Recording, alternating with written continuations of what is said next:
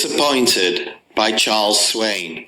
Oh, could I learn indifference from all I hear and see, nor think nor care for others more than they would care for me.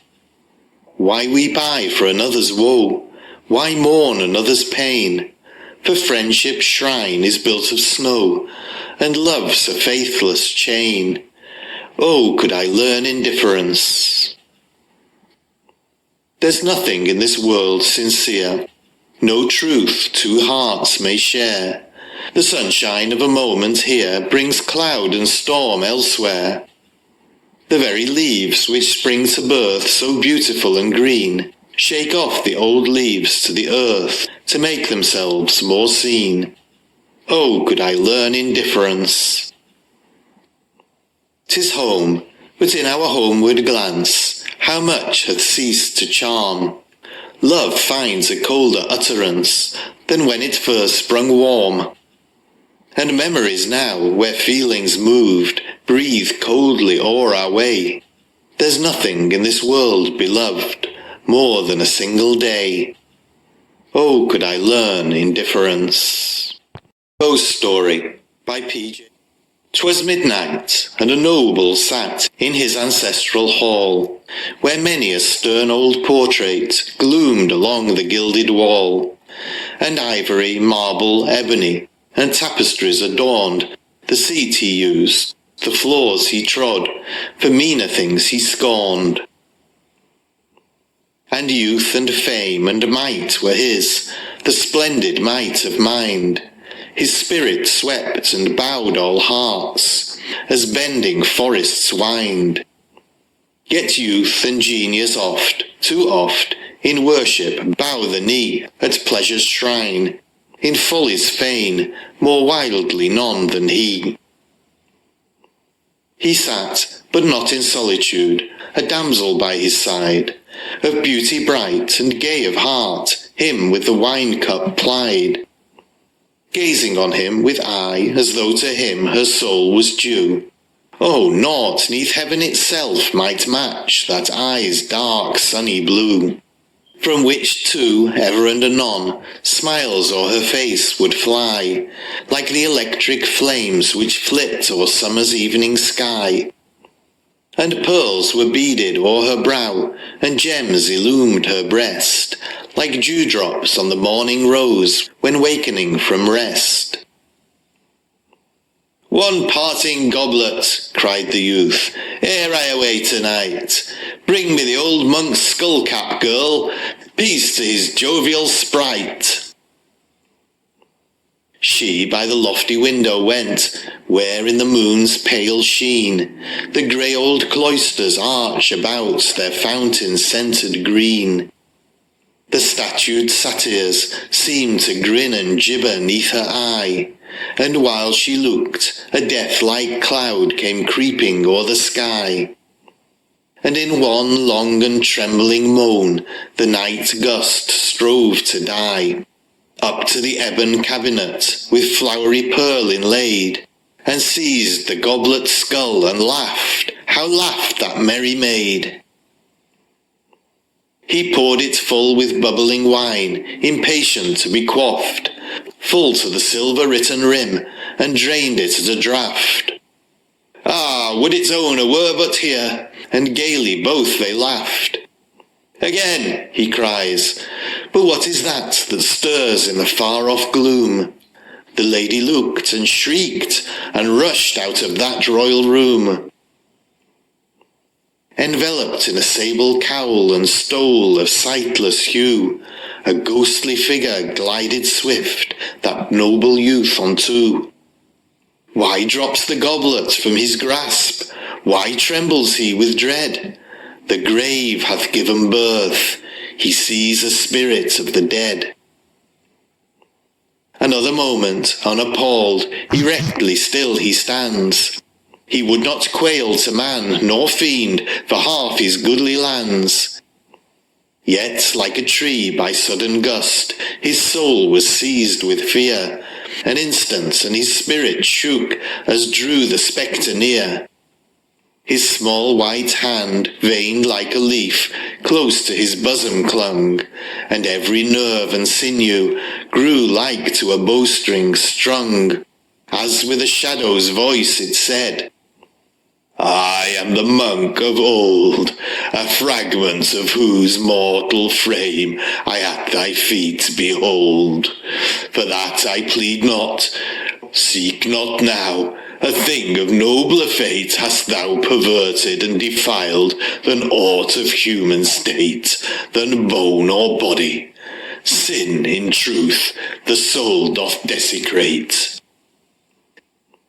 Nay, holy father, said the youth, if thou hast left old death to preach to me at dead of night, waste not thy pious breath.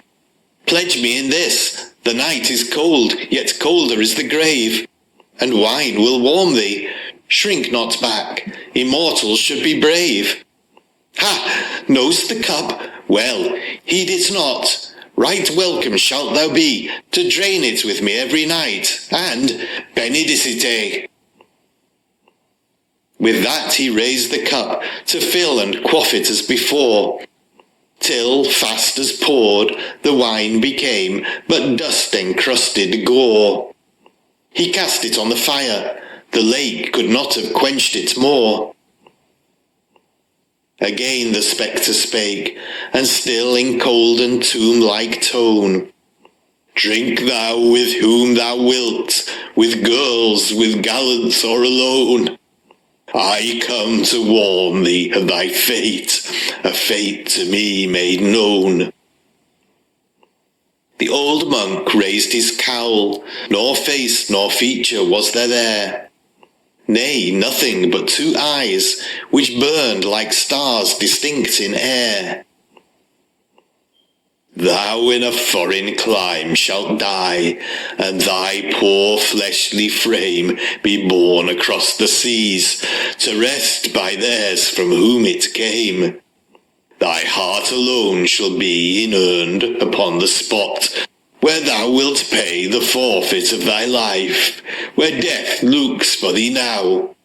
Embalmed, enshrined, thy heart shall be in gemmed and costly case, and as a thing of worship set before a nation's face, till in the lapse of coming years some sacrilegious thief shall filch that relic, set at naught that weeping people's grief.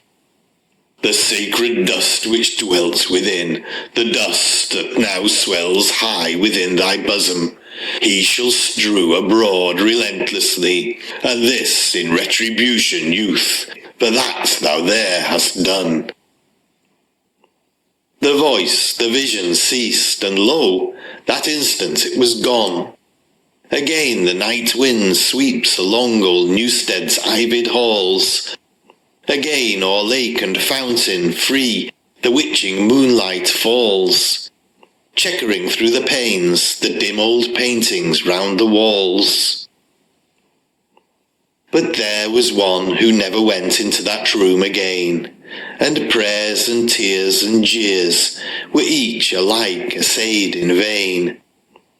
That dark unearthly visitor was ever in her mind, like to the awe which filleth fanes where gods have once been shrined.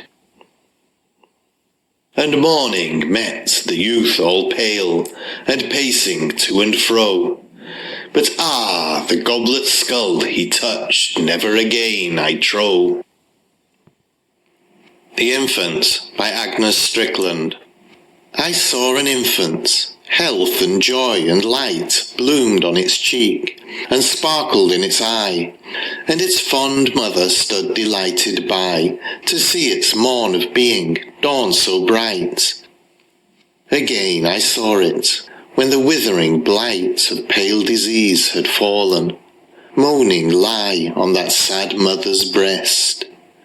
Stern death was nigh, and life's young wings were fluttering for their flight. Last I beheld it stretched upon the bier, like a fair flower untimely snatched away, calm and unconscious of its mother's tear, which on its placid cheek unheeded lay. But on its lip the unearthly smile expressed. Oh, happy child, untried and early blessed. English Watering Place, a sketch by J. Westland Marston. A picture of a town I knew.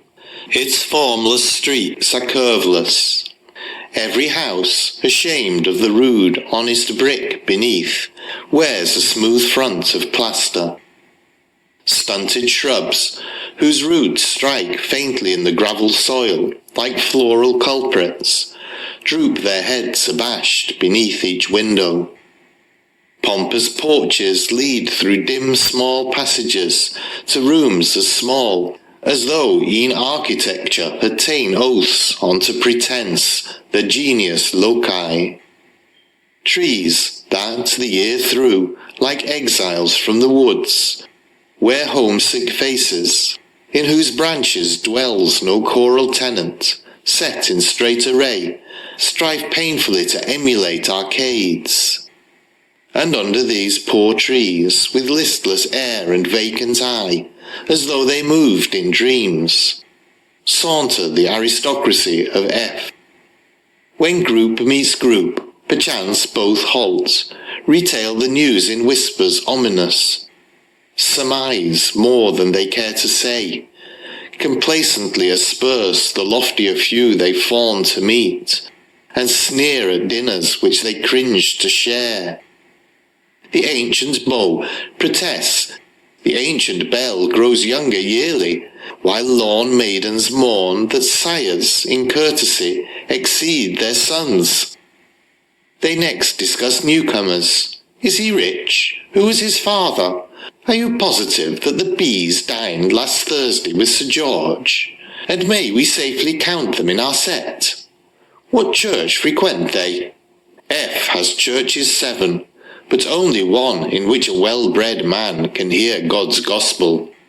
So on to the end. And yet we are begirt with day and night. Above us reigns the Asia infinite, lit with perpetual fires, each fire a world. This earth of ours hath rainbowed cataracts and cloud-robed mountains, and dread voice of seas, and rills which flow in music, flowers whose hues tell of the breath of beauty, caught in the cup to nourish every leaf, and on us tend unfading might and loveliness, while silence, mysterious and eternal, bounds our life. The graves of centuries are at our feet, and heaven above our heads. For shame, for shame. Palaces by Mary Howitt. Where'er a human being hath once drawn vital breath, hath hoped, feared, loved, and suffered, or bowed himself to death, there doth my spirit warm aglow, there a quicker pulse my heart doth ever know. The mountains are majestic, the ocean vast and deep, tempest and night and winter, resistless in their sweep. But human woes and agonies, remorse and self-reproach, are sterner powers than these. The sun, which is a type of God, the silver moon by night, the flowers upon earth's bosom are beautiful and bright. But neither flowers nor noonday sky are beautiful as love within a human eye. I never see the meanest shed where human forms abide, but I bless it in my inmost heart, and feel to them allied. For there is woe in every heart, and suffering is of life the only certain part. The palaces of princes, they're built with wondrous skill, in many a famous city, yet sacred all and still, as if there were some holy shrine where mourners might steal in to worship the benign. With wondrous skill they're builded, as fair as lovers' bowers, yet strong as mountain fortresses with battlemented towers. Their brazen gates are bright with gold, and wreaths of carved flowers the rugged stones unfold. Their vast and sumptuous chambers are perfumed, light and warm, where every gorgeous fancy reveals itself in form, where costly things in heaps are thrown, and even gold enriched with many a precious stone. Rich silken cloths, gold-flowered veil, ivory-carved door, and soft luxurious carpets are laid along the floor, and painted windows, tall and wide, let in the light of heaven, superbly beautified. The palaces of princes my spirit enters in, sees many a veiled misery, and many a gilded sin, and many a form like angels fair, from whom the spirit shrinks and cries, "Beware, beware!" Sees many a gorgeous chamber, more light than summer air, beneath whose floor lie dungeons of darkness and despair. Hears waste to riot cry, "Godspeed!" while thousands groan without, unheard, and drop and bleed. The palaces of princes, O God, I would not know the dark and doleful histories their petalled walls might show. For all the gold with which they're built, I would not bear the load of their enormous guilt. Man's Tomb by Near Gardner. We walk the earth in joyance and delight. We bound with mirth, as through the verdant field we pluck the flowers its fertile breast may yield, and weave them into wreaths and garlands bright. We roam the forest, and its fearful gloom fills the lone heart with grandeur's awful night, till splendid visions rise as from the tomb, and rapture wings the soul with dreams of light. Upon the mountain tops a path we find. How slight an atom seems the mortal form, whose aspirations wander unconfined through starry realms, at length to glad the worm. Alas, bright world, 'twere well in awe to tread thy mountains, forests, plains, one charnel of the dead. Song by Charles Swain. Ask not if I love thee well, for thou dost surely know it suits not maiden lips to tell they love, though it were so. Thou with thine own wild doubts must cope. I dare not say thou art prized, nor must I even bid thee hope, for hope is love disguised. Oh, there are those who oft will slight, and many that will scorn, and hearts that seem so warm at night may die of cold ere morn. Still, if thou lov'st to sing to me beside our village spring, go take thy young lute from the tree, and I will hear thee sing. Perchance I should not list those chords, and this too may be wrong.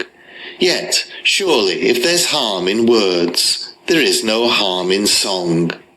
And I will hear thee, as of yore, sing like some forest dove, if thou wilt promise nevermore to ask me if I love. The Seaman's Funeral by J.E. Carpenter.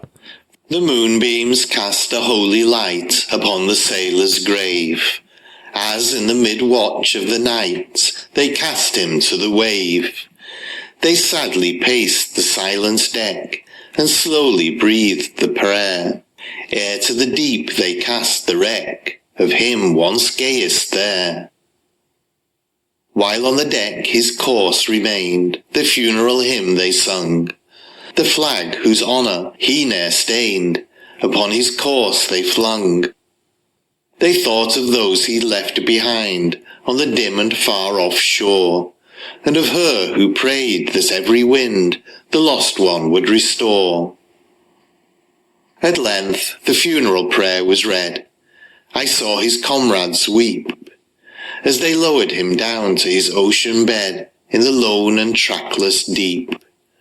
One ripple stirred the waveless sea, one plash, and all was o'er.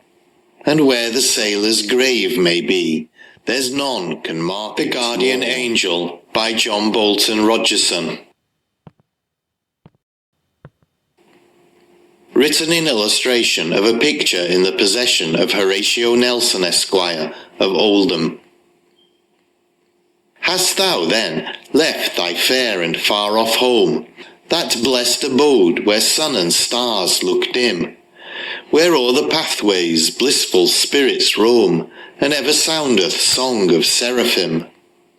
Hast thou departed from the throne of him whose rays of glory o'er his hosts are spread, to dwell where sorrow doth her lone lamp trim, where flickering tapers light the sick man's bed, and erring mortals weep for the immortal dead? O heavenly wanderer, where have strayed thy feet in the dark labyrinths of this clouded sphere? Hast thou sought out the desolate retreat, where suffering virtue drops the bitter tear, or whispered comfort in the sleeping ear? Hast thou brought warnings to the sinful mind, and made it shrink from guilty deeds with fear? Hast thou given light unto the worldly blind, and made them bow to God and help their kind? Thou standest now with one uplifted hand, as though thou wouldst some counsel wise impress. Thou dost not bear a rich and costly wand, but flowers of pure and pallid loveliness.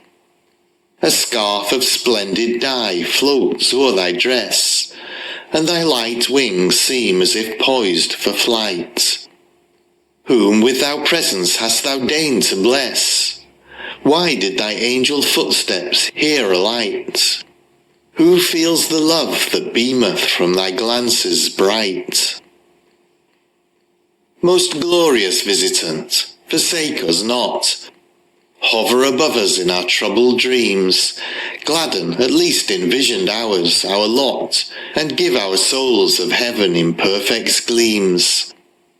For even now the sweet, clear light that streams from thy bright semblance flings a joy around, and as we gaze, a holier spirit seems to live within us, as if we had found a guide, our steps to lead where angel guests abound.